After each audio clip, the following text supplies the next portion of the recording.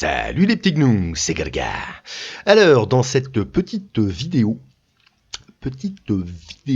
chèque de la vie sort de ce corps, nous allons parler de pédopsychiatrie et de comment ça va bien dans le domaine. Alors, oui tiens, faut que je pense à éviter de faire des... C'est un titre de langage, j'ai une tendance à chipper un petit peu. Peut-être que, voilà, sinon je ferai de la ASMR. Mais bon, la poix pour l'instant. Poix pour l'instant. Donc, allez, on attaque le bousin. Pof, un article de westfrance.freux qui dit, donc qui est publié le 11/07/2022 à 17h16. Des enfants de 10 ans placés à l'isolement en psychiatrie adulte, la pédopsychiatrie en PLS. En Loire-Atlantique, régulièrement, des adolescents et des enfants de 10 ou 11 ans, parfois, sont placés à l'isolement en psychiatrie adulte, faute de lits en nombre suffisant en pédopsychiatrie. Tout va bien. Une maltraitance hospitalière, alerte une pédiatre... Alerte. En 2021, en Loire-Atlantique, 200 enfants de moins de 16 ans, et les plus jeunes ont 10 ou 11 ans, ont dû être hospitalisés en secteur adulte dans différents hôpitaux en Loire-Atlantique, faute de lits en nombre suffisant en pédopsychiatrie. Et en 2022, le phénomène perdure avec la même intensité. 200 enfants, hein, ça craint quand même. Hein. Dès le printemps, le professeur, putain, j'ai un problème là, Christelle Gras-Le Yen, ça c'est du nom, présidente de la Société française de pédiatrie et chef du service au CHU de Nantes, est montée au créneau. Il y a là une sorte de maltraitance hospitalière insupportable. Le défenseur des droits a été alerté à plusieurs reprises. Qu'est-ce qu'il en dit? J'en sais rien.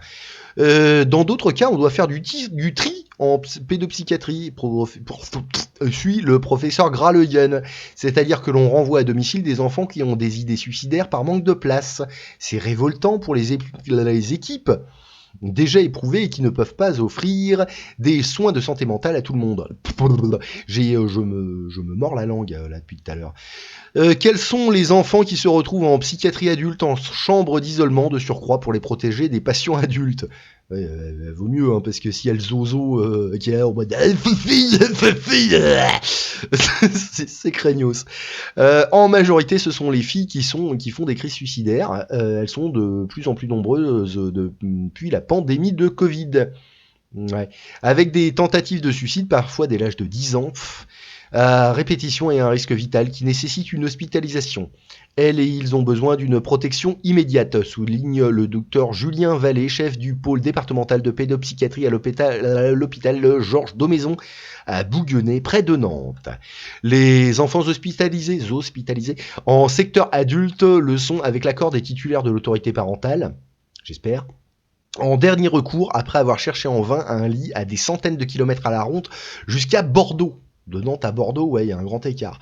Le manque de lits en pédopsychiatrie n'est pas propre à la Loire-Atlantique. Il existe ailleurs, mais il est particulièrement criant dans un département où la poussée démographique est forte. La situation est urgente. L'ARS des Pays de la Loire a donné son feu vert de principe pour créer 16 nouveaux lits à l'hôpital Daumaison. Mais ils ne pourront pas ouvrir avant 4 ou 5 ans, au mieux, car une extension de nos bâtiments est nécessaire. Prévient le directeur Philippe Paré. En attendant, 8 lits de pédopsychiatrie pourraient ouvrir provisoirement, mais où? Des discussions sont en cours, mais il y a urgence, rebondit le professeur Christelle Gras-Le Yen. En parallèle, des équipes mobiles sont développées. Daumaison va ainsi créer en septembre un SPLID. Dans le jargon, soins psychiatriques de particulière intensité à domicile. C'est en résumé de l'hospitalisation à domicile en psychiatrie pour les adolescents avec des soins intensifs. Et pendant ce temps-là, on va dépenser 1 milliard et des kékettes pour faire un nouvel hosto après avoir fermé Bichat et je ne sais plus lequel. Tout va bien, c'est normal, ça marche bien. Ça me fait penser aussi au trou de bite qui était là en train de dire non, mais au lieu de penser à renvoyer dans son pays d'origine une connasse qui a découpé en lamelles une gamine, il aurait peut-être fallu penser à la soigner. Hein. Bande de trous du cul, vous êtes au courant de la réalité du monde ou votre idéologie de débile, elle vous a grignoté le cerveau? Putain, bande de véganes, à force de bouffer de la salade, vous avez les limaces qui vous sont montées au cerveau, hein. Puh, c'est pas possible. Oui, ça m'énerve. Bon, alors, il y avait un autre truc que je voulais voir, c'était ça. Paf. Alors, Covid-19, la santé mentale des jeunes toujours fragilisée 2 ans après le début de la pandémie. Selon les spécialistes, la santé psychologique des adolescents et jeunes adultes français est toujours perturbée par la pandémie de Covid-19 et ses conséquences.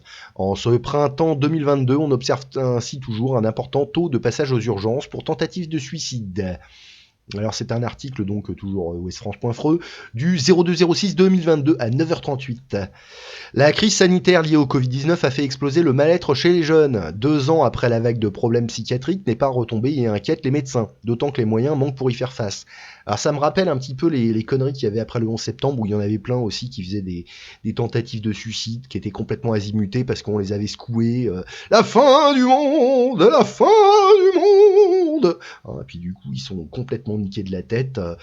Voilà, les gens qui ont le moins de recul, donc en général les plus jeunes, ou les plus cons, mais ça c'est encore autre chose, du coup ça les perturbe, et puis ils sont là, how dare you, Bon, bref, depuis septembre 2020, on observe une nette hausse des passages aux urgences pour des tentatives de suicide, affirme Vincent Trébossin, qui a des jolis nichons donc, psychiatre de l'enfant et de l'adolescent à l'hôpital Robert Debré, à PHP, dans le nord-est de Paris.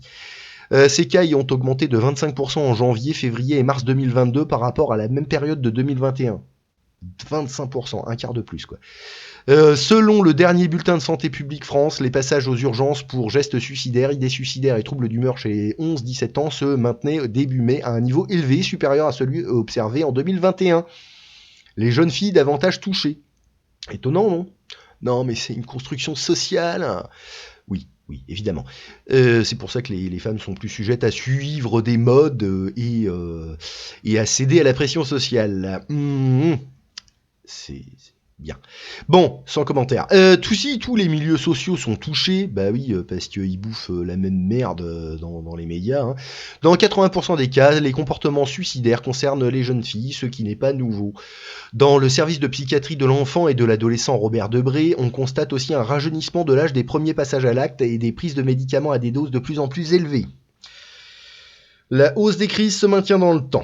À la sortie du premier confinement, on se disait que les circonstances étaient exceptionnelles, avec un niveau de stress extrêmement élevé. La surprise, c'est que la hausse des crises se maintient dans le temps, souligne Vincent Jolinichon. Lire aussi, troubles anxieux, phobie sociale, la santé mentale des jeunes mise à mal par la crise sanitaire. On regardera ça. Les médecins peinent à expliquer la poursuite d'une tendance enclenchée avant le Covid, qui s'est accélérée avec la crise sanitaire et ne s'est pas essoufflée depuis. Accumulation de facteurs de stress, c'est rarement une seule cause qui engendre un acte suicidaire, mais c'est l'accumulation de facteurs de stress sur un terrain plus ou moins vulnérable, relève Vincent Jolinichon. Parfois une simple mauvaise note à l'école peut tout faire basculer, mais il est vrai que le climat ambiant est assez difficile à vivre pour un grand nombre de jeunes, reconnaît-il. La guerre en Ukraine, anxiété écologique, difficultés socio-économiques sont autant de préoccupations qui sont venues s'ajouter à des édifices mentaux déjà fragilisés par la crise sanitaire. Voilà. Mais si vous n'allez pas bien dans votre peau, c'est que vous n'êtes pas, peut-être pas dans la bonne peau. Hein. Ouais, hein. Bon, je me calme. Ça m'énerve. Troubles anxieux, phobie sociale, la santé mentale des jeunes mise à mal par la crise sanitaire. Donc cette fois c'est le 17-11-2021 à 6h38 que ça a été publié. Donc plus ça va, plus on gratte loin. Hein.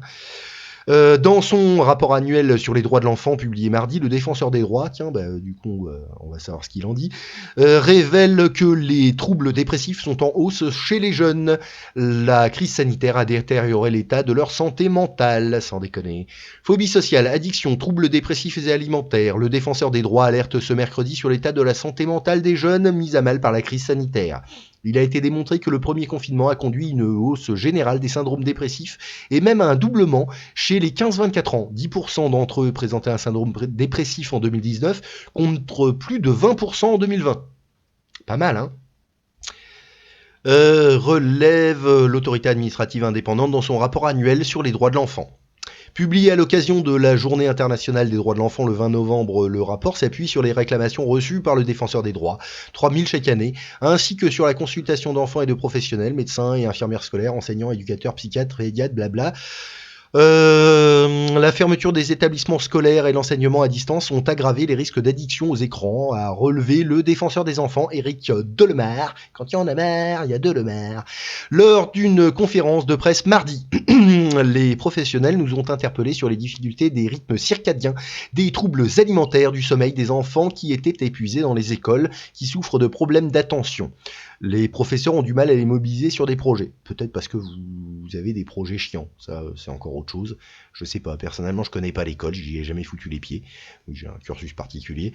Mais ça m'a pas l'air très bandant hein, quand j'ai vu ce que c'était déjà les programmes. Parce que j'ai quand même été obligé de suivre les programmes. C'était vraiment pas... bon. Alors, les demandes de consultation en pédopsychiatrie ont augmenté, les retards ont augmenté, a déclaré la défenseur des droits, Claire Hédon, aux journalistes, jugeant que la santé mentale de l'enfant devait devenir une priorité publique. Ils ont autre chose à penser, je crois, hein, ils s'en battent les couilles. Tout le monde de la pédopsychiatrie alerte sur le manque de moyens. On ne peut pas avoir 6 mois ou 1 an de délai d'attente pour avoir un rendez-vous avec le psy. Oui, c'est sûr que si t'en as besoin, ça va pas aller mieux après, hein. Relève Claire Hédon soulignant le manque de pédopsychiatres, de psychologues dans les centres médico-psychologiques, les centres médico-psycho-pédagogiques qui permettent une prise en charge publique. Alors moi j'ai un très mauvais rapport avec les psychologues. J'en avais vu une quand j'étais gamin. L'autre elle voulait à tout prix me trouver un problème. Alors moi con comme j'étais, je lui avais dit genre ah, qu'est-ce que tu penses quand t'es avec tes petits camarades machin, j'étais je les aime pas, j'ai envie de les brûler. et, et mon père quand il l'a appris il m'a mis une grosse tarte dans la gueule parce qu'avec mes conneries j'ai failli finir à la DAS parce que j'étais je sais plus, il m'avait trouvé un trouble psychiatrique, je sais plus ce que c'était, tendance schizophrénie, à tendance paranoïde ou je ne me rappelle plus le délire. Mais voilà, bon après j'en ai vu un autre, lui il a vu que j'étais un gros troll, donc bon. Ça s'est mieux passé, mais je sais plus pourquoi je parle de ça, on s'en bat les couilles. Donc j'en étais oui, ouais. Or, une prise en charge très rapide d'un enfant en situation difficile peut résoudre les difficultés en quelques séances, alors que si on laisse traîner, les conséquences peuvent être graves sur le long terme, y compris à l'âge adulte. Bah oui, relève-t-elle, réclamant une étude longitudinale sur les effets à long terme de la crise sanitaire sur la santé mentale des jeunes. Nous sommes en guerre. Ah, secours. Bah voilà. La santé mentale est une des conditions de l'apprentissage et de la réussite scolaire. Oui, ça aide. Souligne Claire Hédon, prévenant qu'un enfant qui ne va pas bien deviendra un adulte qui va mal, sans deck Captain Obvious, et qui vivra dans une société qui va mal, et qui créera une société qui va mal. Oui, bon, ok. Les enfants et les jeunes qui ont eu l'impression de ne pas être écoutés ni consultés pendant cette crise sanitaire a observé, ont eu l'impression, d'accord, de ne pas être écoutés, oui, bon, bah voilà. Ils retournaient au lycée pour passer des évaluations, mais quand il s'agissait d'apprendre, ils étaient seuls à la maison, livrés à eux-mêmes. A-t-il observé, remarquant que nombre d'entre eux n'envisageaient plus de poursuivre leurs études. Les collégiens se sont plaints que tout était axé sur les gestes barrières et se faisaient disputer quand le masque était mal mis. Cette pression a éloigné les enfants des apprentissages. Quant à se faire soigner, c'est impossible pour un enfant si ses parents n'en ont pas l'initiative, a-t-il dit, regrettant le manque d'espace de parole pour les enfants. Ouais. Sur le harcèlement scolaire également, nous source de nombreuses réclamations auprès du défenseur des droits, les enfants ne sont pas assez écoutés. Ce qui nous frappe à chaque fois, c'est le temps de réaction de l'institution scolaire pour réagir. On n'a pas su écouter l'enfant à temps, au bon moment. On s'étonne qu'il n'ait pas parlé, mais qu'est-ce qu'on a prévu pour recueillir la parole de l'enfant, déplore Claire Hédon. Le rapport fait 29 réclamations plus générales, notamment permettre à chaque enfant d'accéder à des dispositifs d'accueil du jeune enfant, développer le soutien à la parentalité, ouvrir des maisons des adolescents dans chaque département. Bon, ça sent le novlangue, tout ça. Et bande de cons, sinon ça vous est pas venu à l'idée de peut-être éviter de stresser le monde avec des conneries en mode nous sommes en guerre, parce que la faute c'est ça, hein, c'est bien de soigner après coup, mais c'est peut-être mieux de prévenir, non? Bande de fils de pute, putain, ça m'énerve, hein. Parce Oui, on crée de la pathologie, c'est comme chez les Amerlocs.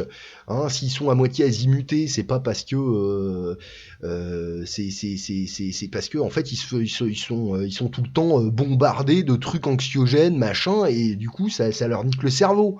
Et évidemment, hein. Eh non, non, non, on va mettre un pansement sur une jambe de bois, mais on va pas traiter le problème à la racine, évidemment. Bon, je vais me détendre parce que ça m'a un petit peu fait pousser les dents, tout ça, donc voilà. Bah écoutez, hein, pouce bleu si youpi, pouce dans le cul si pas youpi, mettez-en deux même, et phagocyter l'algorithme de Mele, abonnage, très important l'abonnage, la cloche, tout ça, bah voilà. Et bisous bisous les petits gnous, à plus dans le bus.